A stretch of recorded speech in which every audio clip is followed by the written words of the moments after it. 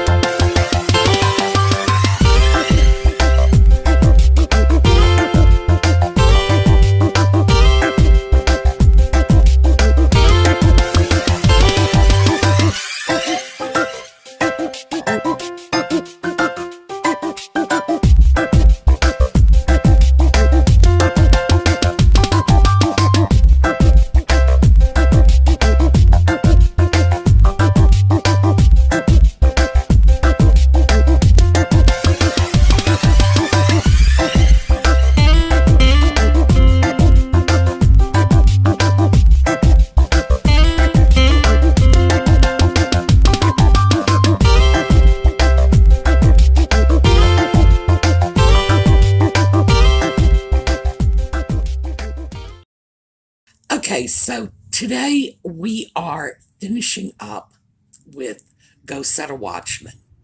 And as I've mentioned before many times, this was the first draft of To Kill a Mockingbird. The editors teased out that one story. Harper Lee elaborated on it. And of course, the story, as it's mentioned in Go Set a Watchman, is rather different. And there are different characters that we run into. Hank, the fiance in Go Set a Watchman, is not even mentioned in To Kill a Mockingbird, and instead we have the character of Dill Harris. And Dill was based on Truman Capote.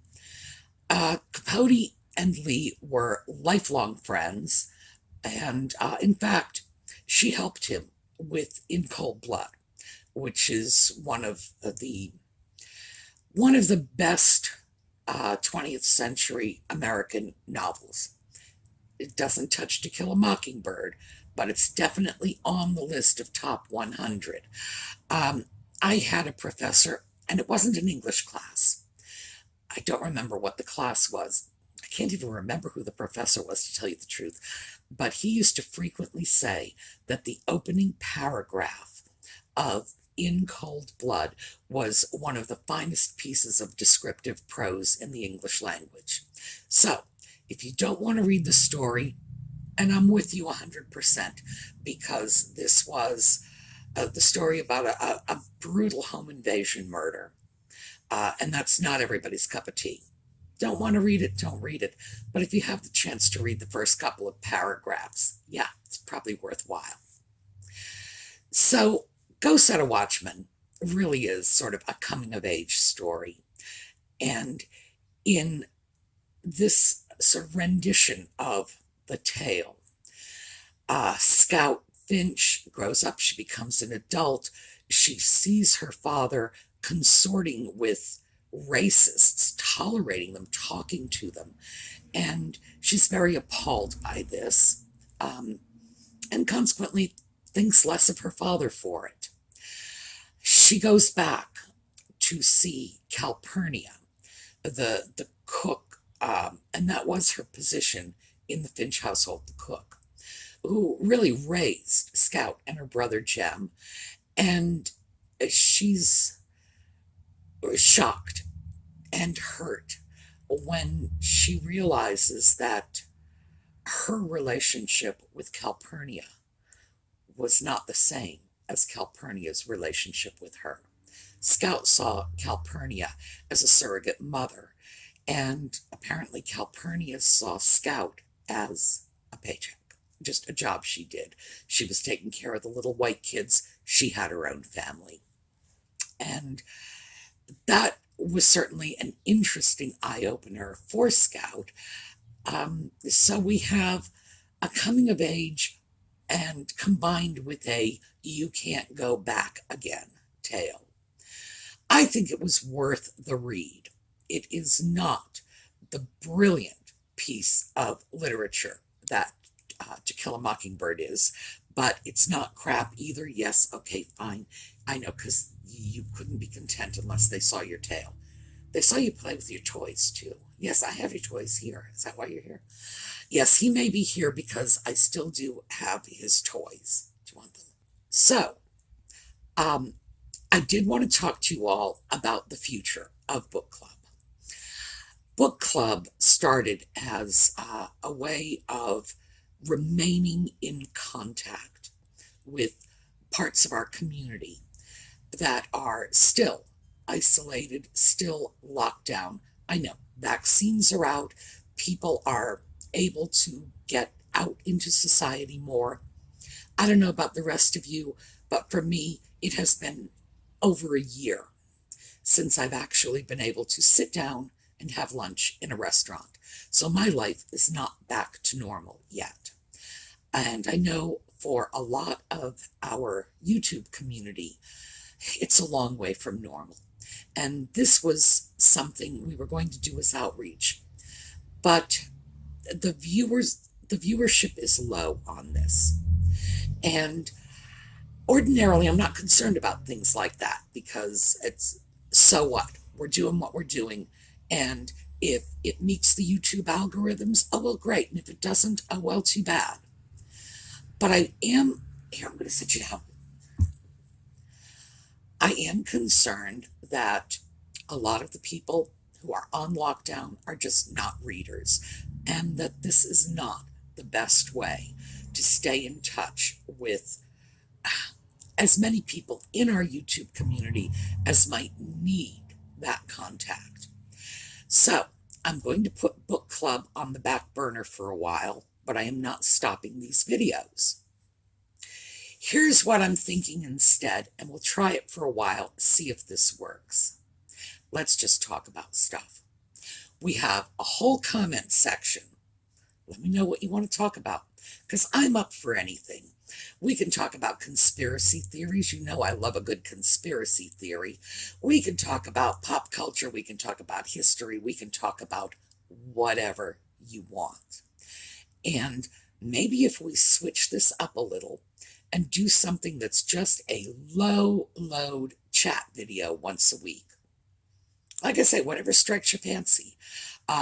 Prince Philip died recently. Boy, have I got opinions about him and his Nazi kinfolk. To be fair, Prince Philip himself personally was not a Nazi. But geez, his whole family was. My goodness. There are all kinds of things we can talk about, is my point. And I'm not going to take anything off the table, so nothing is off limits. Tell me what you want to talk about, and let's see if we can't do some outreach to the people who need it, who just don't happen to be readers. And who knows, maybe we'll make readers out of them before we're done. But the point is outreach more than anything else. So, yeah, okay, fine, you're back. So, I really feel that what we need to do as our little book club core, which is only about 200 or 300 people, we need to broaden it a little. We need to be we need to change the direction so more people are feeling welcome and invited into this sort of informal video thing that we're doing. So, let me know in the comments what you would like to talk about. And remember, research is my thing. If you've got questions, we got it. You want to know about the prophecies of Nostradamus? We can do that. You want to know about, are the aliens landing? We can do that. Whatever it is you want, everything is open. Okay? So, let me slide into the little segment that I was doing prior to this, which is Austen marriages. And let's take a look at the single worst Austen marriage. So before we get to that, that is in Mansfield Park. And Mansfield Park is one of Austen's sort of least engaging novels. Austen's own mother said that the heroine, Fanny Price, was an insipid, whiny little thing. So there you have it. I can't say it's a favorite novel of mine, but then again, my favorite is Northanger Abbey. I like the one she started when she was just a girl and still had that comedy and exuberance. You hear it called exuberance a lot. I like the juvenile Austen as she comes out in Northanger Abbey. Anyway, Mansfield Park is the story of the children of three sisters. And these three sisters have each married, but unequally. The eldest sister, Maria, married Sir Thomas Bertram. She has an elegant life, a wealthy husband, 4 children. He's got his tomato. He's happy now. And that marriage, the marriage between Maria, Lady Bertram, and Sir Thomas Bertram, seems decent. Lady Bertram is a woman who is rather disconnected with everything that's going on around her. She is idle. She has a placid sort of mind. She's inclined to fret over little things like, what is going to become of her if she doesn't have somebody to help her organize her sewing. However, she seems genuinely attached to her husband. He seems genuinely attached to her. And it seems like a relatively good marriage. There's no fault I can find with it, other than the faults that I would find with Lady Bertram, but that's her personality. All right, don't knock the camera over. And if her personality suits her husband, who am I to argue? The next marriage we're going to take a look at, which we've never seen, is that of the second sister, Mrs. Norris. And she has married much as her circumstances would have dictated that she ought to marry. She married a clergyman, a respectable man. Her sister, Lady Bertram, and her Lady Bertram's husband have provided a living, and we've discussed that before. The landowners would often have their own churches, if you will. They would pay the clergyman, and so Mrs. Norris did okay. She is an unpleasant character. Her marriage could not have been very happy because she is so unpleasant herself. But we don't see it, and there is nothing concrete that comes to our attention that would lead us to believe anything one way or the other about this marriage. We know it was there. We know the wife has a very unpleasant disposition. We cannot assume it was a good marriage, but we have no facts on this one way or the other. The third sister, Frances, married to disoblige her family. She married a Marine officer, a lieutenant, who drinks and swears and has no prospects and is, generally speaking, pretty much out of work and the bane of the existence of his wife and children. She fell from the station she was born into, living in poverty and squalor with 9 children, possibly 10. I have to do the math on that, but we're getting close to a dozen kids. Not a happy marriage, and but a marriage that, although not happy, is probably fairly normal for an early 19th century English marriage among poor people. They're the defects in their lifestyle tend to be largely poverty, ignorance, and everything flows from that. So that's the background.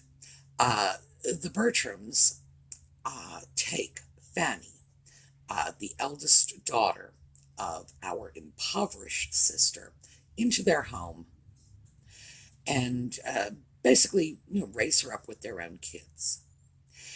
And in the end, Fanny is to marry her cousin Edmund.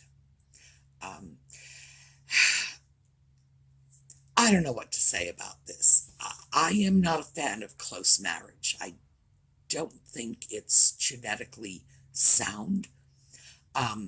All you have to do is look at European royalty down the ages, and you see things like the Habsburg jaw, or Madwana, whose grandson was also insane, and, you see a mess genetically. I don't know why anybody would favor this sort of thing. And I had come to wonder why marriages, close marriages, that's the general term for this, why close marriages were such a theme for Austen. Turns out that things like 2 brothers marrying 2 sisters were not exceptionally common. Even 200 years ago in England, first cousin marriages only amounted to about 4 or 5% of all marriages in the UK at that time. And that's when it was at its peak. It's dropped significantly since then, and at this point, it's safe to say that it's kind of not done. In the US, it's only allowed in about half the states. The other half, it's not allowed, and if you want to marry your cousin, don't do it in Texas, because Texans may be crazy, but they're not stupid, and it's a crime there. So, there you go. But while we're looking at close marriages, I actually made a list. First cousin marriage. Mansfield Park, we have a marriage between 2 first cousins. Pride and Prejudice, we have a projected marriage between 2 first cousins. That's when Lady Catherine de Bourgh and her sister, Anne Darcy, are planning that their children, Anne de Bourgh and Fitzwilliam Darcy, will marry when they grow up. It doesn't happen, but it was the idea in their heads. So we have first cousin marriage thrown on the table. 2 novels, Mansfield Park, Pride and Prejudice. More distant cousins. I have another two. Mr. Collins from Pride and Prejudice is to inherit the Longbourn estate. He is a cousin of Mr. Bennet. We don't know how close, but close enough so that he is the male heir to whom the estate will pass. So he's closer than any other male on that side of the family. And he goes to Longbourn to choose a wife. He proposes to Lizzie. Probably would have proposed to Jane, but we have that proposed marriage between two more distant cousins in Pride and Prejudice, and of course in Persuasion. When you have the same situation, Mr. Elliot is to inherit the Kellynch estate, and he wants to marry Anne Elliot. They are cousins. We don't know how close, but again, Mr. Elliot is the closest male on her father's side of the family. So, if not first cousins, they are probably second cousins, first cousins once removed, something along those lines. Sibling pairs, that's another type of close marriage. We have that in Emma. The Woodhouse girls, Emma and Isabella, marry the Knightley men, John and George. All right, you're playing with the camera now. I apologize for the weird lighting. Yes, Audie is playing with the camera. He wants attention. In Sense and Sensibility, John Dashwood is married to Fanny Ferrers, and then his half-sister, Eleanor Dashwood, marries Fanny's brother, Edward Ferrers. So we got another sort of sibling pair marriage. And we have a couple of proposed sibling pair marriages.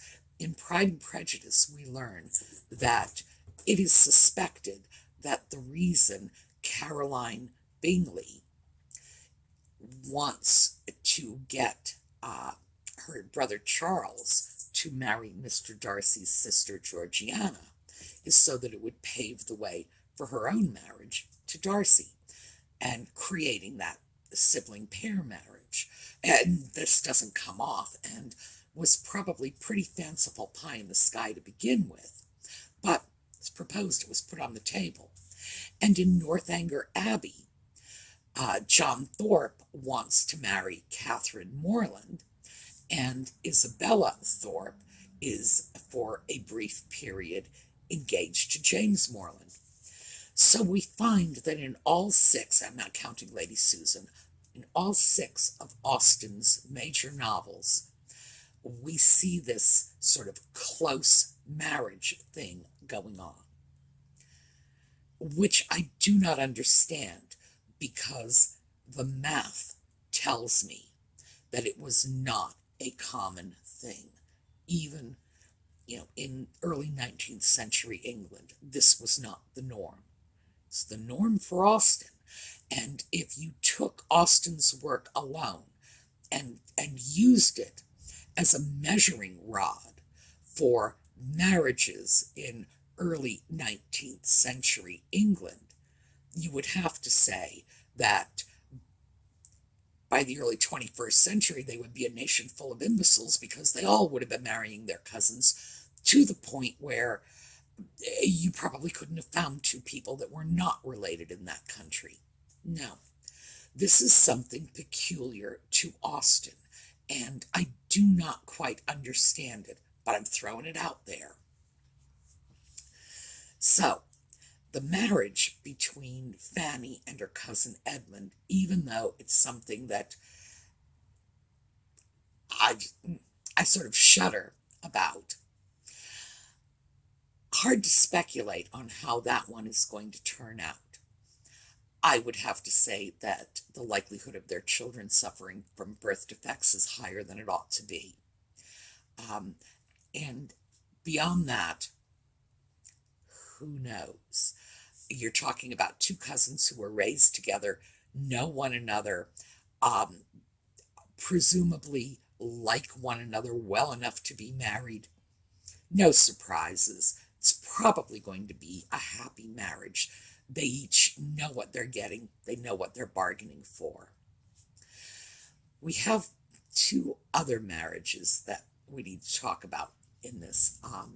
Julia Bertram, this is the son of Sir Thomas and Lady Bertram.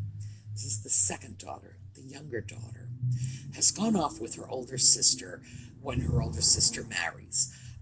They take Julia off on their honeymoon, which certainly says something about that marriage. But Julia elopes with something of a wastrel friend of her elder brother's, Mr. Yates. She has married to disoblige her family, just as her aunt did before her. In Julia's case, it's a little understandable. She undoubtedly fled to, first of all, get out of her own home, to run off with her sister, going through the honeymoon and living with her sister. And then, as things deteriorated in her sister's marriage, she clearly fled that as well. So, even though I do not imagine Julia's marriage to Mr. Yates is going to be extremely successful, I feel for her, because she was simply running from one bad set of circumstances to another to another. And one has to hope that the bed she made for herself is one she's willing to lie in, because there were not a lot of choices. But her sister Maria did have some choices. Now, this is the single worst marriage in all of Austen. Maria Bertram marries a gentleman named Rushworth. He is very wealthy. He is very dull.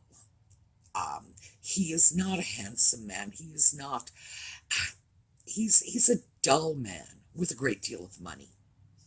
She marries him for his money. It's what she's done. Most of the people around her are clear about this, because she has been flirting shamelessly with Henry Crawford, a family friend, and she flirts with him while she's engaged to Mr. Rushworth, and then she continues after she is married. She abandons her husband, runs off, lives openly with Henry Crawford.